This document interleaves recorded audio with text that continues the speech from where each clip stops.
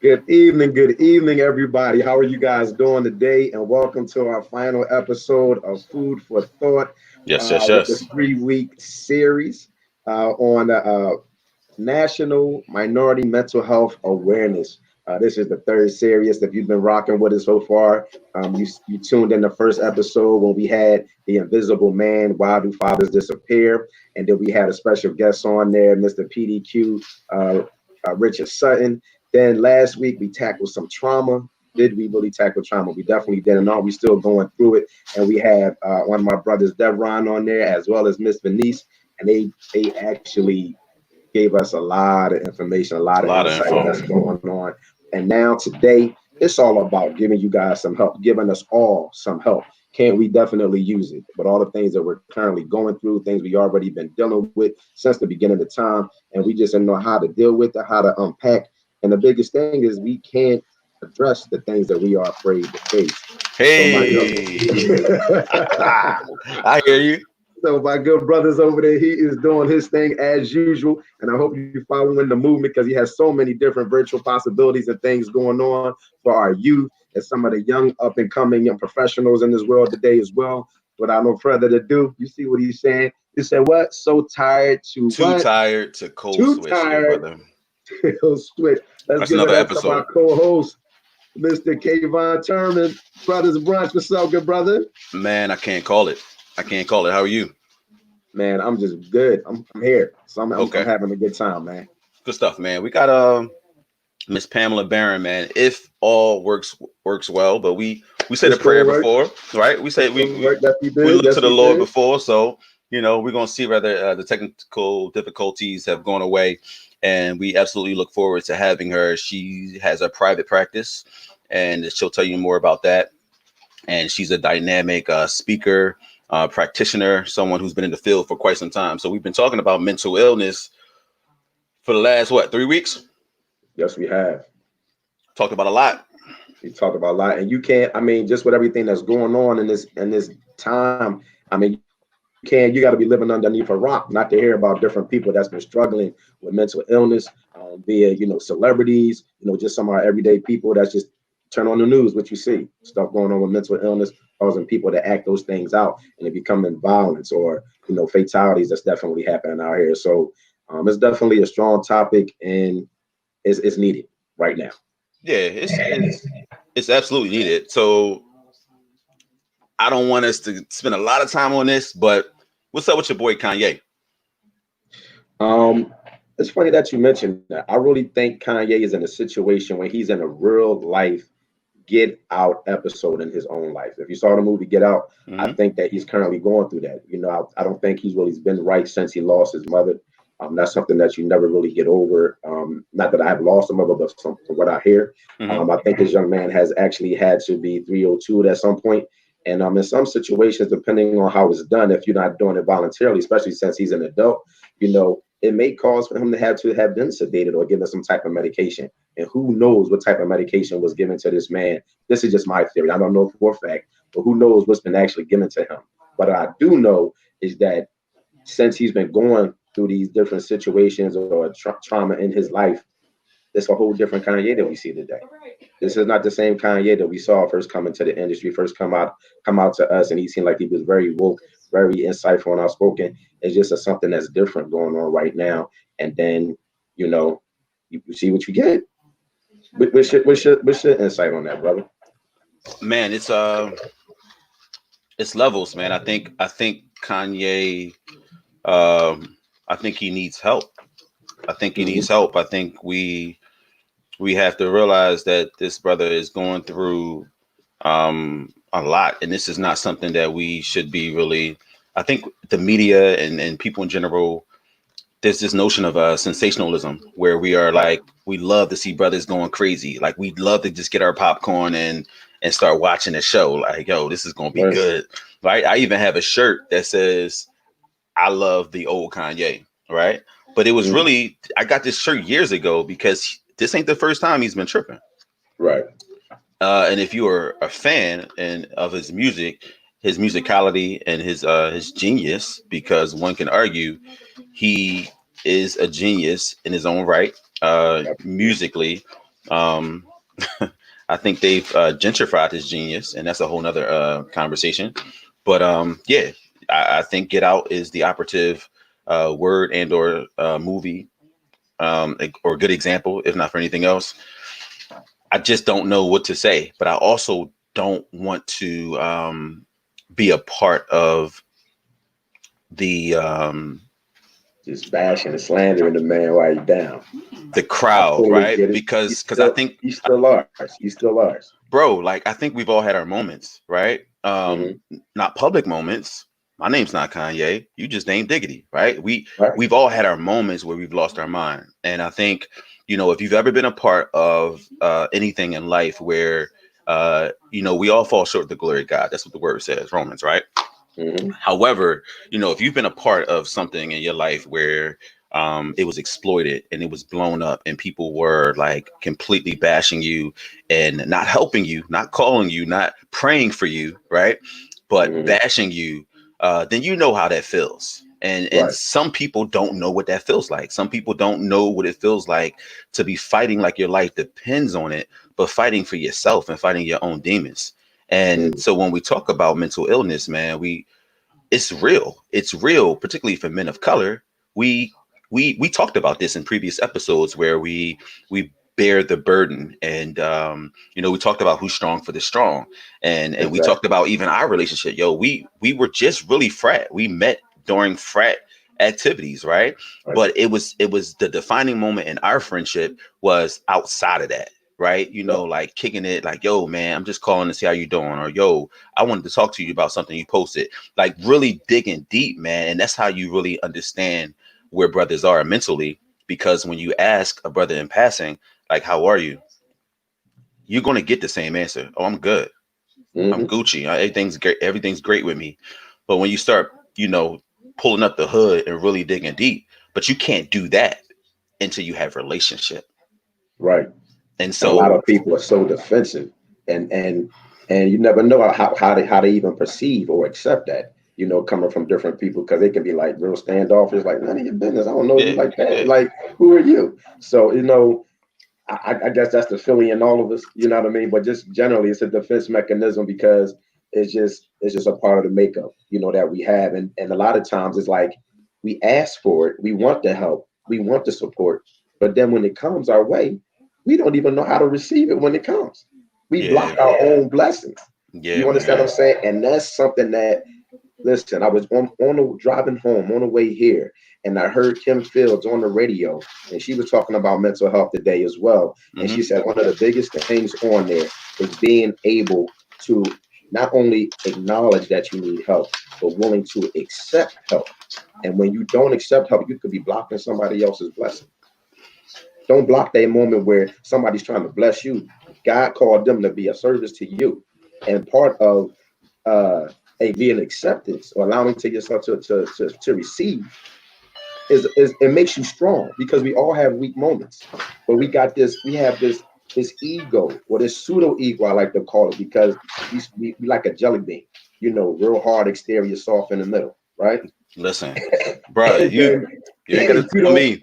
you don't get the help that you claim you want, but you block it. You got all the answers. You know what to say. You know what to do, and then you sit up there and you are just in dark, just crying, or just in pain, but you Man, didn't know how that's to accept. there's so much to unpack there, because I think we've talked about this, how many of us, we suffer in silence and we look good doing it. I mean, Hmm. like, bruh, we look good doing it. We know just what to say. We know just how to say it. We know how to walk. We know how to talk. But we're suffering and we're hurting. And what kills me is that even when it comes to Kanye, is that you can have everything, nothing, no money, no fame, no celebrity, none of that matters when it comes to doing your personal work. You still got to do it. You still got to lean in and take Hmm. care of your own mental health, man. And sometimes we just got a lot of brothers that are lost. And I love the fact that we have Miss Pam, affectionately, we got to call her Miss Pam. She's like family. So Absolutely. we Absolutely. just got to lean in. Miss Pam is with us tonight. And yeah, she's a game changer. And I want to, without further ado, introduce her. So after our, uh, what do we call it, a little commercial? Commercial. The next voice you'll hear is Miss Pam. There I go, glitching again.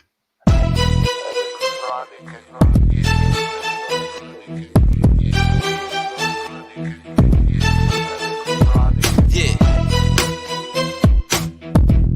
Uh-huh.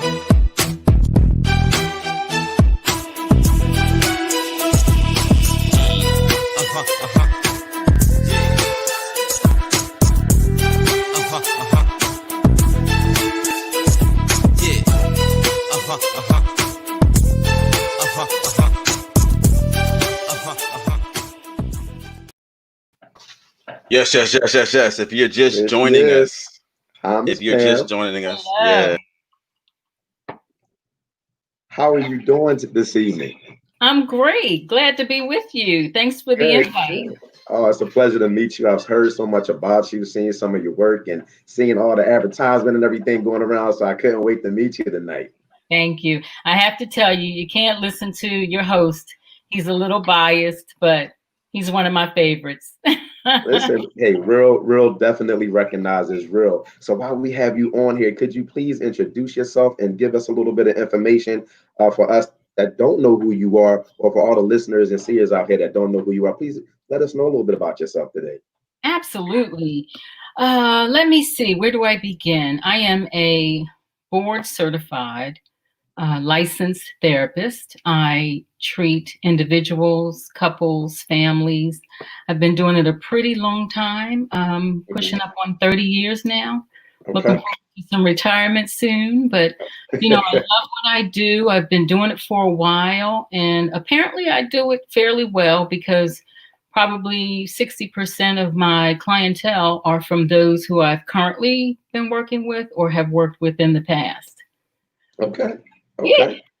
And is there any particular field that you specialize in, that you Yes, practice? yes. I specialize in trauma and sexual abuse, but I'm trained in the full gamut. And I've been doing this a long time, like I said, so mental health is very near and dear to my heart. And I'm here to support you guys in whatever way you ask. But thank you so much. You already got our listeners saying they need you already. So you must be doing something outstanding because you're already highly sought after. Very, very, very Miss much. Pam, Yes. welcome, Hello. welcome. Thank you. You already know how I feel about you, so I'll Thank skip you. those formalities. Thank you for being here today. We've actually had a few shows, and I tried to give you as much of a briefing as possible. Um, but the first show was The Invisible Man, Why Dads Disappear. We felt like it was necessary to really have a conversation with our audience about fatherhood. And we realized that there are some really, really amazing fathers out here, particularly fathers that look like us. However, some of those fathers had different experiences, if you will, with not having their fathers in their lives. So we talked about the various experience with fathers in the household that weren't necessarily present, and with fathers that were just nowhere to be found. So we want to talk about that as almost like a recap and to get your perspective on that. This show is really going to be dedicated to like tools and just kind of helping us do our work. Some people will never have the opportunity to really sit on your couch. It's a comfortable one. How I know. And so it's one of those things where there's a lot of preconceived notions about therapy. And, do I go to a female? Do I go to a male? I know there's work I have to do, but why would I sit with someone that doesn't necessarily know me? Right. So we want to dig into that. So the second episode was, what was it about trauma, right? So we really dug deep with that.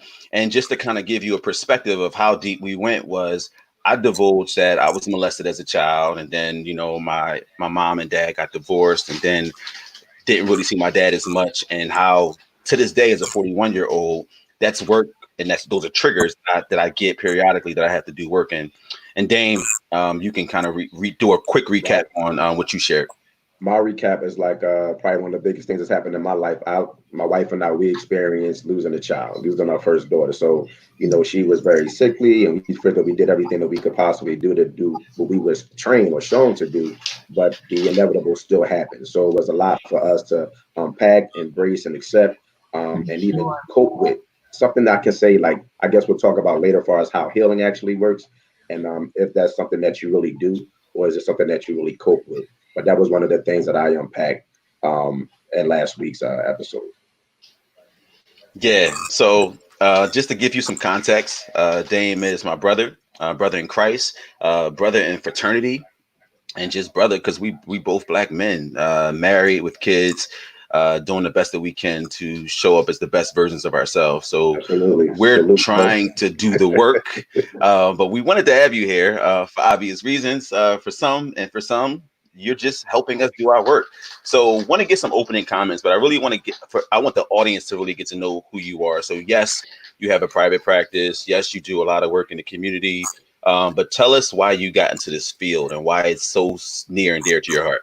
That's a great question. First, let me say I love my Black brothers. I think you guys are just superheroes, and the resilience that you exude typically goes unnoticed. And that's where I step in to help raise the bar for others to see who you really are.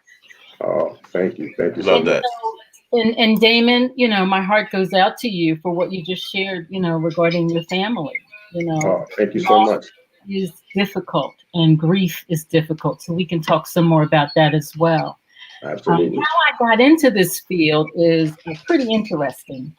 So as a 12-year-old girl, I had a brother who's now deceased, who was 10 years older than me. And he was always academically, at the height. He was almost at a genius level in terms of IQ. He liked to dress well. He was bullied a lot because of his intelligence and the way he dressed. And so I'm from Philly. I'm a Philly girl. And We respect it.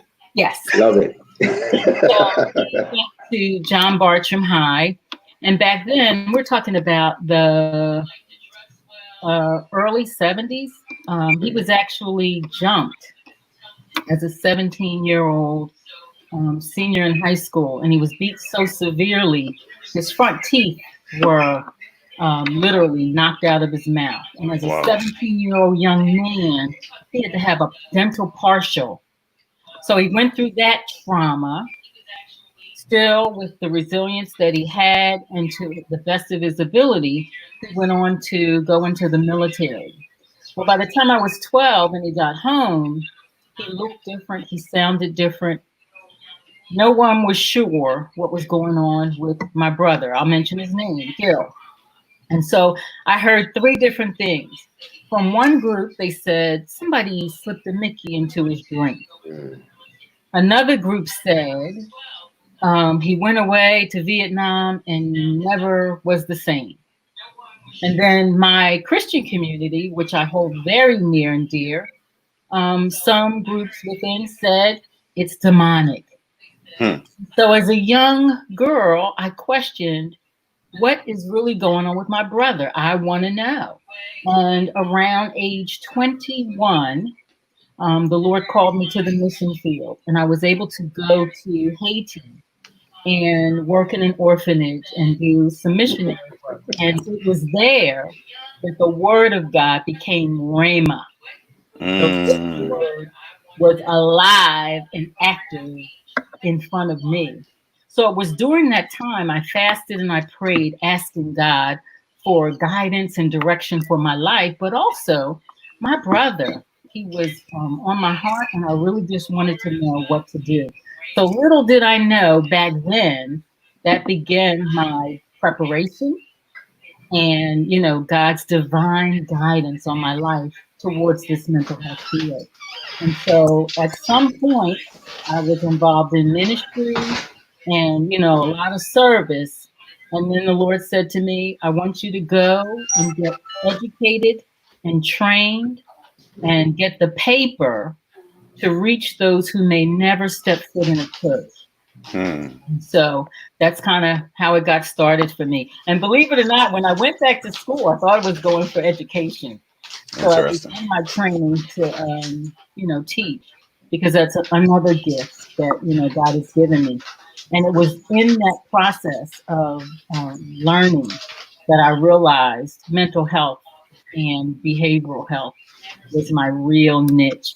And so I've been so blessed to teach. I've been blessed to be a therapist. I've been blessed to do what I'm doing with you guys as a consultant, just to help support people with information that can empower them to live at their optimal level. And so, I love yeah. that. Beautiful. I love that. So, Absolutely. Dane, before you get into your healing question, I wanted to ask Miss Pam possibly two things, but well, one is a statement. Shout out to Haiti. Haiti's a very magical place. It I is. think it's a country that gets a bad rap, and people tend to hate on things that they don't understand. It's a beautiful country with lots of culture, and lots of history that are unbeknownst to a lot of people. So Yeah. thank you for mentioning that. But also you mentioned this, and I wouldn't say there's a dichotomy of religion versus I guess traditional therapy and how that works, but can you kind of tell us how you approach things at your practice? Do people have the option? Is religion infused in everything? Is there a sense of spirituality? I'm sure some people want to know because they see your heart, how that could possibly translate into the services that they would have if they were to come in contact with you. That's a great point to make. So I was called to ministry first because I love that man called Jesus. Mhm. Okay. We go way back. And because I was called to ministry, that's where my initial training began. And so, I went to a Bible Institute and received my certifications and all of that, so that as a clinician, I can also advertise faith based therapy as a Okay. part of the treatment modality within my private practice. So if you look out there, whether it's Blue Cross Blue Shield, Aetna, or whatever, in all of my directories, I have the duality of clinical mental health therapy as well as faith-based for those who are Christians and want something that is connected to the Word of God, more specifically to figure out His purpose and plan for their lives. So yes, when you are here with me and you give permission, we will go there. Okay. But Fair enough. Dame Diggity. I love it. I love it already. And it's funny because I personally shared that I know I needed therapy or it may still need therapy at this Oh point. yeah. But I've never I've never got or received licensed therapy. And that was something. I'm glad you asked the question that you asked, because already it felt like I'm doing my due diligence. Like you're helping me search for something that I didn't even know I was going to be searching for right now. And Yeah, you and definitely David, look like part an of that option. has to do with the stigma, right? So there's Absolutely. a lot of stigma around understanding what mental health is and what do you do with it. And as African Americans, we're cultivated as kids to keep secrets. Absolutely. What happens here stays here. Shh, Hmm. don't talk about that, right? And Right. why would you go to a stranger and tell them your most personal, intimate business when you can figure it out for yourself? And so, Absolutely. statistically, African Americans are the ones who wait until we're in crisis. Mm. Things become so critical before we say, I need help. And so that's another reason why I believe God called me to this as an African American, to be able to help reduce the stigma and show people, guess what? It's okay to talk about it. So therapy is designed to talk. Right. Why? Because we're typically processing a lot of information, and that information ruminates in our head, and it just permeates to a degree where the brain, in response to all of that, releases toxic chemicals called stress and cortisol, and it impacts our immune system. It impacts all of our health, not just the mental health, but the physical health, all of that. And so we are more prone to illness and disease. So if you think about it just from ease, EASE, versus dis-ease, Well, put dis-ease together. What do you have? Disease. Disease. And Exactly. that's exactly what happens. It's a result of that whole neurological process and what our brain does with stress. Is your stress response system working at a capacity where you can manage things and be okay? Or are you, especially as Black men, on overload? Remember, I called you a superhero? Mhm. You guys put that cape on and you think you're supposed to save the world, right? And Right. maybe that is a part of your role. However, the most strongest thing you can know is when to say, I need help and I need support. So I'm hoping that this conversation today will help reduce some of that stigma for other individuals. Dame, hold on. Yeah, that was Thank heavy, you right? already. But it's funny. Last week we spoke about stress, and Hmm. unbeknownst to us, we didn't realize that there was positive stress, there was tolerable stress, and there's toxic stress. And it's so important how education is so important, right? And we all know that. But just knowing that there's so many different types of stress, and being able to realize that some indicators there are positive. Like so, when some I was using an example like when I say, "Oh man, I'm just stressed out," I had to submit a grant. You might take that as like heavy and bad, and that I'm just like worn out. And I'm like, look, I pressed send on the grant. That was that was positive, tolerable stress. So I'm good with that because I know the deliverable and the outcome is Yeah, going to be great, right? Whichever way it goes, because I accomplished something. Then there's the toxic stress, and so it's just funny that you mentioned stress because we had a lot of conversation around that last week. absolutely. Dame, you got it. I'm sorry. No, I was just excited because I love the way it's just so effortlessly coming out of you. It's coming out like you consciously and I told her confident that. where you just sharing it. And it's like, listen, like you're teaching and you breaking it down from the science, from a faith-based situation all the way down to how stress comes together and the ease and the dis-ease and putting together, you got disease and all that. So if you're tuning in tonight, I hope you guys are listening, paying attention. Don't feel no type of way. Take notes if you feel like you need to take notes because I'm sure that you're gonna definitely get some jewels tonight, and I'm excited because I'm learning. Just while you're talking, some things I might have known a little bit of, but while you breaking it down, it's like so many different things are running through my head right now. So one, two, three, thank you, thank you, thank you. Thank Uh, you. I concur. what I was going to get into, and if it's all right to go in there, we of course we prepared a couple questions for you tonight, and some themes and different things that we want to go through. But the first thing that I wanted to ask you, and I guess it was just simply something I almost mentioned in the first, and when I was talking initially, is what does healing mean to you, or does one really heal from trauma, or being hurt emotionally? That's a How wonderful do you question. respond to that? First of all, let me say affirmatively, yes, we can heal from trauma. Trauma is my specialty, and I love talking about the brain. So had you asked this question, Damon, about 20 years ago, the answer would have been very different. People would have said, well, what happens to you by the time you're 5 years old, it pretty much establishes who you're going to be and how you'll navigate in your world. So it was this idea that whatever happened from 18 years of age and before pretty much capped up your life. So if you were screwed up, you were going to be screwed up. But based on a lot of research and a lot of science, we're now understanding how much plasticity the brain has, and that's the capacity to change.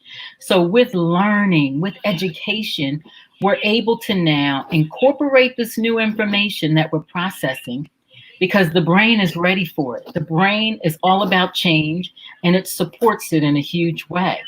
So, when we think about healing, I want you thinking about specifically with what we're dealing with right now. I think about our climate in our Mhm. nation. We are hit with a double whammy. We're dealing with a pandemic, coronavirus that has changed how we're functioning in our lives right now. And then we're dealing with a pandemic that has been going on for, centuries. And it Mhm. impacts us specifically as African Americans. And that has to do with oppression, right? Hmm. So oppression causes deep wounds. Being experiencing trauma, whether it was abuse or neglect, it's going to impact one's core and how they view themselves. And it will definitely bring about a very negative, distorted view regarding those things. So healing is a process. It doesn't just happen overnight. And that's why, as a Christian, I really try to drive this home. Because as Christians, we have this inherent belief that because I know God, because I am in the Word, because I am praying, and more importantly, because I believe all of that, why am I feeling sadness? Why am I feeling depression? Why am I feeling hurt over the loss of my child when I'm hearing others say, God is sovereign? Hmm. He makes no mistakes, right? Mhm. Don't we hear that? Yes, we However, do. pain exists. It's persistent because healing has to take place and it is progressive and it has nothing to do with our faith. It's mutually exclusive from who we are and whose we are. And Mm. so even God Himself knew when to go away to His quiet place to regroup, rejuvenate, and to recover from all of the mistreatment that He received trying to work this thing out for us. So healing will happen and it's progressive. And so the first thing that has to happen, though, is there needs to be honesty around the fact that one is wounded. And if within the traits of your personality, it's difficult for you to own that, whether it's because of your role, you believe as a male, "Ugh, I can't admit that I'm wounded because that is synonymous with weak." Or if it's because you are a boss or a manager or a supervisor and you're supposed to make it happen and keep that strong face, whatever it is that's driving that strong belief that you're not supposed to be impacted, understand that that is not based on truth. And the first way to begin the healing process is to acknowledge the wound. And so I like to say denial is not a river in Egypt. Denial is not a river in Egypt. Yet that's typically the first coping strategy that most of us as human beings run to. We want Yeah. to deny that there's a problem because we want to, in our minds, maintain this strength, right? But the truth is, acknowledge the wound. We call it in therapy naming your pain. Naming your pain. I like it. Yeah. So, So we Damon, you and I talk about it all the time when we say you can't fix what you're not willing to face. Right. So you got to face it and own it. So that's good. Mhm. So we're going to take a question from the audience. Can you speak about complex trauma and the difficulty to heal after experiencing multiple traumatic experiences in a short period of time? Great absolutely. question. Great question. That is a great question. I'm married to her, just so y'all know. Just So saying. I want you guys thinking about, based on that really, really deep question, think about something that's called adverse childhood experiences. A whole study was conducted Ace. by Kaiser Permanetti around this trauma and the impact from earlier childhood experiences. We talked about that last week. Yeah, Ace. Oh, there Yeah. you go. So I don't have to repeat it. Good. And so we're looking at that to understand that trauma in and of itself is very difficult for people to deal with and manage because it shows up in so many different ways. Whether it has been, again, um, abuse, neglect, whatever it is, the complexity of it is in how much one has experienced, at what stage in their development were they experiencing it? Did it happen between the ages of 5 and 10 when they're still very concrete in their thinking, unable to give language to what's happening? So, more times than not, that experience is so traumatic that it's internalized, which has great impact that shows up more times than not in the adulthood. And was it a whole conglomerate of things, abuse and neglect, and or loss of family members? Perhaps you had a family member like myself who had mental illness. We heard Kavan mention about his trauma, his sexual trauma, and divorce. See, those are the things that bring about the complexity of what one is experiencing and how it can influence their development as children throughout adulthood. And so when we're looking at complex trauma, that's usually individuals who have experienced a multiple set of experiences, and they were pretty intense and pretty frequent, and for some are ongoing. If you are an adult who is in an abusive relationship and your partner is literally sending you to the hospital, I promise you that individual's trauma didn't begin in that particular relationship. It more than likely began early on in childhood. That's good. And even that impacts our mate selection, how we choose people, invite people into our intimate space, and select to spend our lives with. We select people unconsciously, and we select people who are familiar to us based on what we're used to. So if complex trauma is in your history, your brain is used to that level of trauma. It's used to flooding your limbic part of the brain, the emotional part of the brain, with all of that toxicity to try to give you what you need to determine what you have to do in that imminent threat. It could even be just perceived threat. Uh-oh, Pam's upset. Something's not right. This is the brain talking. Do I need to flood her extremities with this cortisol so that she can fight, flight, or maybe she needs to be able to freeze, especially in an abusive situation.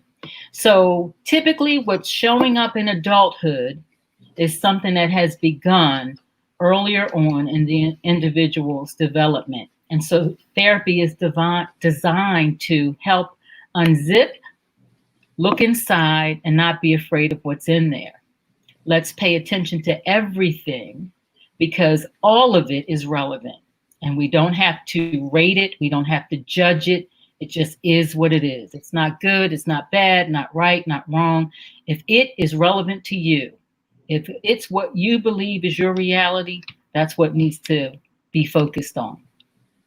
One of our participants have posed a question. Can the cycle ever be broken completely? And which cycle are we talking about, Damon? This person didn't specify. Well, I believe it was she also said you broke that down beautifully. Eloquently, yes. Eloquently. Excuse me, can't talk. But you were just explaining a lot actually. So I'm not really sure which particular part that she was referring to, but I think she I'll have to. We'll just assume cycles, whether cycles, it's that's what you were talking about. But yeah. you went from 8 cycles, so there we'll is hope to that caller, that participant. There is hope. Absolutely, cycles can be broken, right? What we're talking about now has to do with epigenetics, right? Yes. So we've got DNA that is pretty fixed and rigid. It's who we are. And then there are those things that are not in the DNA that show up, impact us, influence our personality, and are typically passed on to our children. And then they pass it on to their children's children. So if we look at a cycle, whether it's a cycle of just poor mate selection, a cycle of abuse, a cycle of neglect, because I can guarantee you, all of the callers, all of the participants in this conversation are probably folks who are used to being helpers and looking out for other people. And what happens is that trait becomes so dominant that you seek out people who could use your support and your assistance. And you're doing it probably so often that you are neglecting your needs, neglecting to pay attention to what's going on with you. And that's why people say we are the worst clients, right? And so this is all about paying attention to what's going on, not denying it, not being afraid of it, but naming that pain. What's my cycle? My cycle is I continue to select people who are unavailable emotionally. Well, how can I break that? Well, let's talk about what's motivating and driving that cycle. Let's talk about what has happened to you. Notice the words I use. I didn't say what's wrong with you, right? I didn't say why are you acting this way? Why are you doing this? Come Because on, that's Miss Pam. all, inferring this shame and this blame on people. Wait. You're not building my insurance on this one, are you? This is good.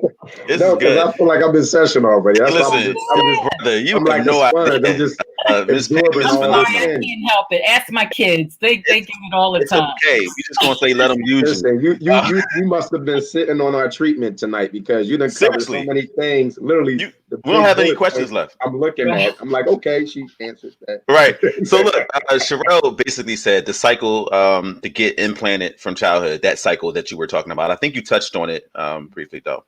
Really, it's about, guys, admitting that you need to take the time to attend to what's going on with you. That means hit the pause on your partner, hit the pause on your children, hit the pause on your family and your friends, and say, you know what? When I get on an airplane, before that plane takes off, come on, you know where I'm going with this. Gotta put Before your the plane takes off, we have to go through that whole thing with the flight attendants. They're showing us where the exit signs are and or the exit doors and all of that. And then they say, in the event of an emergency, should the cabin pressure change, oxygen masks will be released. And if you have someone seated with you, I should have been a flight attendant, right? If you have someone seated with you who is either elderly or maybe a child or ill, do they say put the oxygen mask on them first? Is that what they say? Nope. But isn't that what we do? That's what we do. No, think about it in terms of oxygen mask on you first.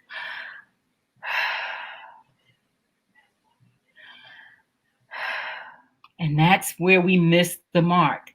We're so hyper focused on others and their needs, and that's okay. It's a beautiful trait. Just make sure you learn how to put you at the top of the list. Absolutely. Figure out what your wound is. How have you been wounded? Because I promise you that impact is showing up today in every decision that you make. It's connected to it because trauma, wounds impact us again at a very core level. And it changes the beliefs we have about ourselves.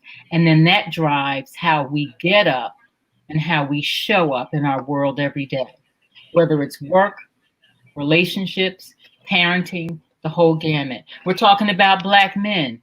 Black men have so much that they're carrying on their shoulders. I'm not leaving out my Black women because we know, right? We know women, so don't hit them up because I'm talking about men.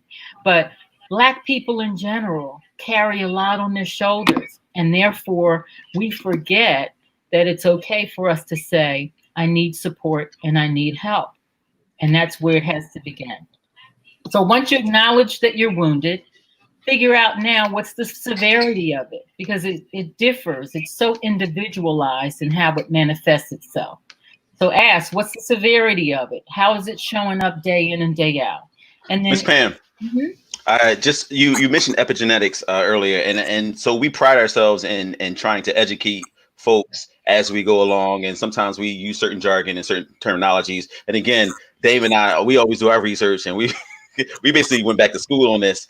So I think it's a relatively new term. And so I think just for the folks and the listeners, I just wanted to kind of do a quick recap. It's simply put, because it gets complicated, how the experience of previous generations affect who we are. It's pretty deep when you think about it. it is. But so just wanted to throw that out there. But one of the questions I have for you is, have you heard of the term PTSS? Absolutely. Okay, so Dave and I were like, we're in love with Joy DeGroy, and it's a theory, and I want to say it's post-traumatic slavery syndrome. Yes, it is. Yes. Can we talk a little bit about that? I know we don't have a lot of time, but I just think that with the Black Lives Movement and everything that's going on, it is so it is so vital that we educate ourselves on giving that language and understanding why we're so impacted, particularly when we didn't necessarily experience what our ancestors experienced. Do you have any thoughts on it? Absolutely. First of all, I love her, work around that. But And Dame again, does too. she's actually she's actually addressing the whole idea around epigenetics. So Mhm. there's the DNA that we get, and I call it, y'all can't take this, I haven't patented it yet, but Okay. it's mine. I call it the hardwiring. We are Okay. hardwired with our DNA, Got right? it. We get that from our ancestors, right? And other Mhm. generations. So that's going to determine how I look. Oh, I got grandmom's eyes, I got dad's nose, and my mom's mouth, right? That's the DNA. And then you have aspects of the DNA and the genomes where it pulls up some of the things that people did and do that impacts who we are, our health, it impacts our behaviors and things like that. When you're talking about epigenetics, that's not in the DNA, but it's directly connected to things that we've learned, whether we've observed it or whether we've heard it. They're the things that have been passed on from generation to generation. Some examples might be diabetes runs in my family. Hypertension runs in my family. It's in my DNA. If I sit down with a medical professional, they're going to ask me about that history. Absolutely. Well, it doesn't mean because it's in my history, in my DNA, that I'm going to get it unless I repeat the epigenetics that they used, things they did, how I eat, how I manage stress. Those are the epigenetics. And so if I repeat those things, then more than likely the risk of me getting it increases. I can choose, remember, we've got this very complex brain that has a lot of plasticity, opportunity for change and growth, so that I can now utilize to say, well, my DNA has a lot of hypertension and diabetes. I get to do something different. To that other participant who had the question, I get to break the cycle. I get to decide I'm going to eat healthier. I'm going to exercise. I'm going to manage my stress by connecting with Food for Thought and other groups and opportunities that are giving you an opportunity to learn and grow and understand more about you so that you can make choices for your mental health and your wellness that are more optimal for you. Does that answer your question? That's Dame, awesome. you all right over there? Yeah, I'm all right. I just had to. I just started taking some notes and took your information down while I could. I had a couple questions in here. I guess one question I just had to throw out there. What is your thoughts concerning the effectiveness of medication, how it's used versus therapy, and like what's the differences that you see in children and or adults? Thank you for that one. Okay, so you said medication or therapy. I believe Or yeah, medication and therapy. thank you. And so I mentioned that the brain releases toxic chemicals when we're under stress, right? And that can impact the immune system, and we'd be more at risk for other medical conditions, right? And Mhm. so I get to now figure out what to do with that. So if I have diabetes and it's at a critical level where it needs treatment with medication, then that's the opportunity for me to take a medication. Why is it okay for me to take it for diabetes or hypertension or for a headache and not take it for something else that's dysregulated in my system? And that has to do with mental health. Where there's that dis-ease, there's going to be opportunity for disease. And when it shows up, we get to decide how we're going to have it treated and what's the best mode to treat it. Mm. So, as a therapist, I am not aversive to psychotropics, and getting people medication if it's indicated. What we do is we have a very thorough conversation, number one, around their thoughts. What do you think about medication? And then I can hear whether there's some apprehension or some stigma attached. Do some psychoeducation around what medication is, how it helps, and the many options that we might have with that. And I can also tell you, for those who are apprehensive, there's still, it's about your choice as the individual. And so we will consider other alternatives to see if they may work before we go the medication route. But I'm telling you, I have many clients that I send. I have a doctor, a psychiatrist associated with my practice, and we work together like a well-oiled machine. He's very well informed with trauma. And I give him a call and I say, listen, I have this client and these are the needs. This is what's going on. And then I send them to him. And he very carefully interviews them, gets a sense of what their history is, and pays attention to all kinds of medical conditions that may also be going on at the time. And then we talk about what options may be for medication. And then I get to assess and evaluate for any side effects and to make sure the medication is doing what we want it to do and not anything that we don't want it to do. And so when you reach out and get the support that you need, you got experts who are working together to ensure that you're going to be okay. Listen, Miss Pam, Uh, you listen. You might have just got like 9 more clients. she don't need no more. She is honestly, Ms. Pam. I don't know how you had the time because you still are a professor. Yes. And you work a full-time job. Yes, I and work you have a private at a practice. psych hospital full-time. Yeah. And then my private practice is part-time, but I have a full-time caseload. And listen, if you haven't been grandfathered in, sorry, don't know what to tell you. We're just featuring her on the show, so good luck with that. Hey, we don't have a lot of time, and man, what a difference the prayer makes. Can I just say thank you again? Like, this went through so seamless, so effortless.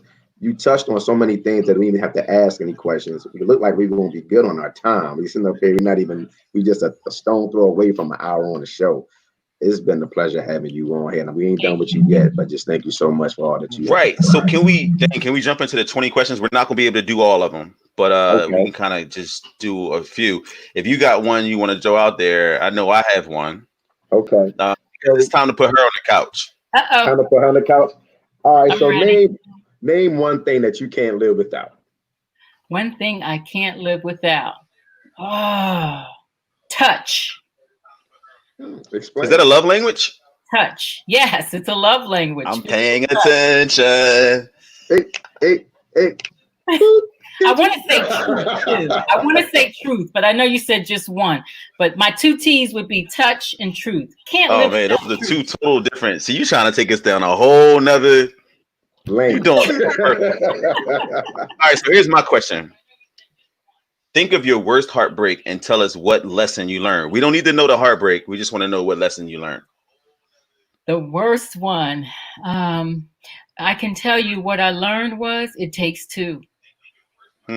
It takes 2. A relationship does not demise because of one person. It takes 2. That's powerful. And a relationship can't be sustained by one person. It takes 2. I like it. Can we have a moment of silence for that one for a little bit? Think about it. Yeah, I like it. Right. Dave, what you got over there? I got a question. What are you walking out of the quarantine with that you didn't walk in having? I'm actually walking out of quarantine recognizing I like being still. My life was so busy and full, and I was in such a forward motion in doing things. And now I can tell you, I have learned how to be still. And in that stillness, I'm learning a lot about me, and I'm learning a lot about my world. So that's it. Here's my question. Dame, how much time we got, buddy? Yo, we got like 6 minutes, man. All right, cool. Who's your favorite human on the planet? His name is Barry Barron. That's my husband. That's my I Which love that answer. let I me tell you love something that. about Miss Pam. She is the consummate, like she is the professional. There's not a little lot of wiggle room when it comes to I've recommended folks, and I'm like, yes, so Miss Pam, did so and so call you? She's like, they did. I guess that's all the conversation we're gonna have. You don't play That's no it. games. Confidentiality. I know, like it's like that's it. So I was like, yeah, so Miss Pam, your last name is no longer Freeman. Were we gonna have that conversation? She's like, oh, I thought you knew. Yes, Barry Barron. Okay, there you go. No further questions, Dame. I know you don't have any. No, You but got a listen, question over there? none needed. None needed. We can end on that. All right, Did I so tell you I love black men? We love it. listen. Do you yourself go to therapy? Absolutely. So you mentioned that I teach, right? And so Mhm. when I am working with up and coming clinicians, the first thing I share with them is every good therapist has a therapist. I also share with clients when they're coming in for the first time. I say, look, I'm not just screening you, you get to screen me. And if Mm, you decide you want to go to someone else after today, that's more than welcomed. And when you get to the next person, ask them, do you have a therapist? If they say no, run. Mm. Every mm. good therapist has a therapist.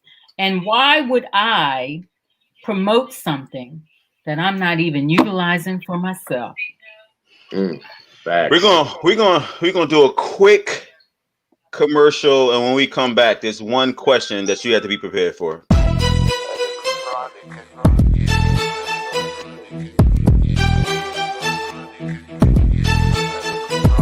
Yeah.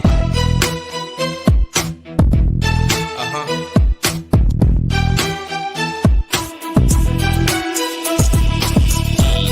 Uh-huh. Uh-huh. Yeah. Uh-huh. Uh-huh. Yeah. Uh-huh. Uh-huh. Uh-huh. Uh-huh. Uh-huh. Uh-huh. Welcome back. Welcome back. We are, if you're just tuning in, this is Food for Thought powered by the Brothers Brunch. The Brothers Brunch has been around since 2015. We are an organization that gives all brothers the tools that they need to be successful in life so that they can show up as better husbands, fathers, and friends. We are joined by Miss Pamela Barron. Put some respect on that last name. She has definitely given us she dropped a lot of gems tonight. The last question we have is, what are your questions for us? You Down, get a down, down. we love this part because When can I do this again? No. hey, listen, Let's make it happen. Now, I do have a question for you guys. So, when you have these much needed conversations, what are you doing for the individuals who find out they have some deeper issues to deal with? That's a that's a great good question. question. Is that a So trick far, question you said? What'd you say, bro? I was about to say, so far, only thing that I've done has, we're talking about it. I have had some frat brothers even open up to me about some things from a previous show.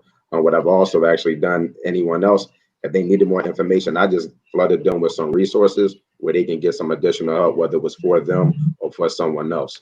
And if I don't know something, I'm gonna say, listen, brother, I don't know, or sister, I don't know. But if I can find out, I'll get that for you, and I'll just disseminate that information.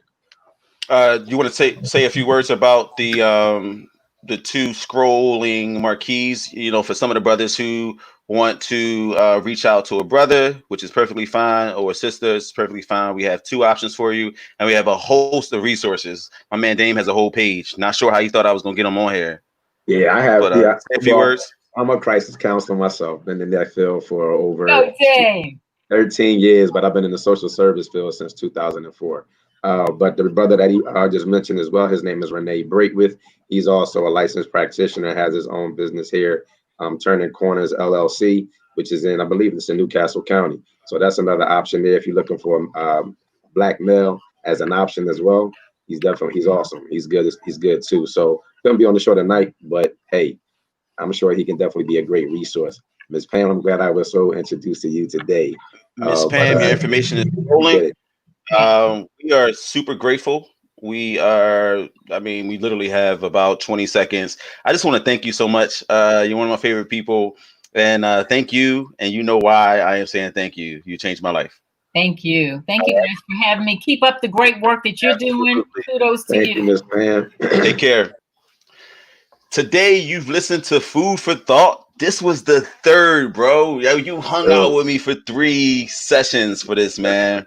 Listen, man, thanks for having me on. I had a great time, bro. Stated versus demonstrated, man. We got a lot of brothers that say they support and they want to, help and all that. But when I asked you, it was just like, yo, no problem. Let me see. Let me clear my schedule and talk to my wife. And we made it happen, man. So the first session we did, Invisible Man, Why Fathers Disappear. Second one was trauma, tackling trauma. And the third was just like, not enough time. Yo, like this one could have been a 2-hour show. It could have been a 2-hour show, man. Because honestly, I love everything about her. She's so easy, and she was breaking everything down, and so we all understand it. And I just felt so comfortable. Like she was the epitome of how do you make a person or a prospect feel comfortable with therapy. And it was just like, so listen, y'all may not want to share her, but don't be surprised if I wind up on her client list. Man. Yo, bro, we won't know though. Yo, that's the thing. You won't know. But I'll be like, listen, and I'm talking family members, man. It'd be like, hey, Miss Pam, so did you get that call? And she just look at me like, call? And I'm yeah, like, so and so. Oh, yes, I got the call. Thank you. So are we ready for the session? Love it. What? Love it. But you gotta love it. Man. To all the viewers, man, we are grateful.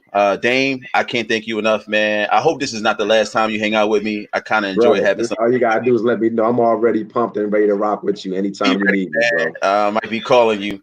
We want to say thank you to all the viewers. We want you to know that there are resources available, depending on who you like, who you want to talk to.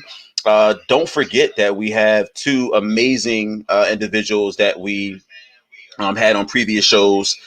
Definitely check them out, both Vin and D. And you can check out our previous episodes to get their information. But we want to say thank you. We want to say thank you. We want to say thank you. And thank you. Any closing thoughts, man? Listen, thank you. Thanks be to God. This was a great show, great series. It was timely, it was right on point, and it was a great idea, man. So I hope everyone else got as much out of it as we did, because I was learning as well. So thank you. His note. Show him the notepad, man. This guy. Show him the notepad. My notepad. But this time it was easy. I didn't use that one. This is what I use. This is a different notepad. It's all good. Notepad. Here it is. We out. We out. Take care.